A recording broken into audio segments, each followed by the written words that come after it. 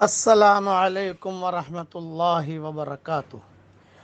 اللہ تعالی ہمیں یاد کر رہا ہے، اس کی دلیل یہ ہے کہ اللہ ہمیں ذکر کرنے کی توفیق دے۔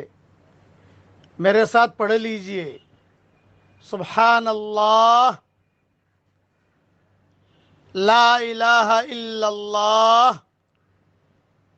الحمد للہ۔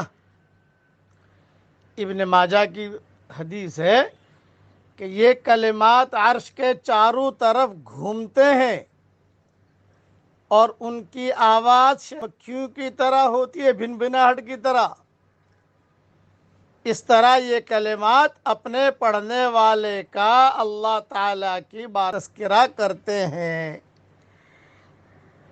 آپ نے فرمایا، حضور صلی اللہ علیہ وسلم نے، کہ کیا تم یہ نہیں چاہتے کہ اللہ تعالیٰ کی بارگاہ میں کوئی تمہارا ہمیشہ تذکرہ کرتا رہے؟ دیکھیے، میں نے یہ پڑھا، میرا تذکرہ اللہ کے دربار میں ہو رہا ہے، مجھے یقین ہے۔ آپ بھی دھیان سے پڑھ لو تو آپ کا تذکرہ بھی ہوگا، پھر رمضان کی راتوں میں ہوگا۔ کتنی بڑی سعادت مندی کی چیز ہے۔ خود بھی پڑھ لیجئے، بچوں سے پڑھوا لیجئے اور سب جگہ بھیج بھی دیجئے۔ جتنے لوگ پڑھیں گے ساری مخلوق آپ کے لیے دعا میں لگ جائے گی۔ میں نے آپ کو پڑھایا، سکھایا، یاد کروایا، ساری مخلوق میرے لیے دعا کر رہی ہے۔ ہمیں تو یقین ہے اللہ کے نبی کی بات پر۔ کسی شاعر نے کہا ہے، جو یقین کی راہ پہ چل پڑے انہیں منزلوں نے پناہ دی۔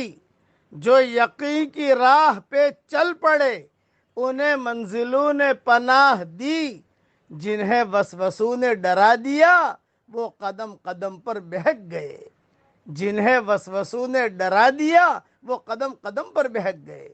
حضرت محمد صلی اللہ علیہ وسلم کی باتوں پر یقین کیجئے اور جو ہے پڑھ لیجئے، پڑھوا لیجئے، آگے بھیج دیجئے۔ اللہ تعالی ہم سب سے راضی ہو جائے۔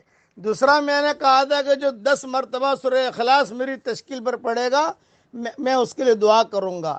میں نے میرا وعدہ پورا کر لیا، الحمدللہ میں نے دعا کر لی۔ اللہ اپنے دربار میں قبول فرمائے۔ جب بھی آپ کو فرصت ملے 10 مرتبہ پڑھ لینا تاکہ فقیر کی دعا میں شریک ہو جاؤ۔ اللہ تعالی ہم سب سے راضی ہو جائے۔ آمین۔ وآخر دعوانا ان الحمدللہ رب العالمین۔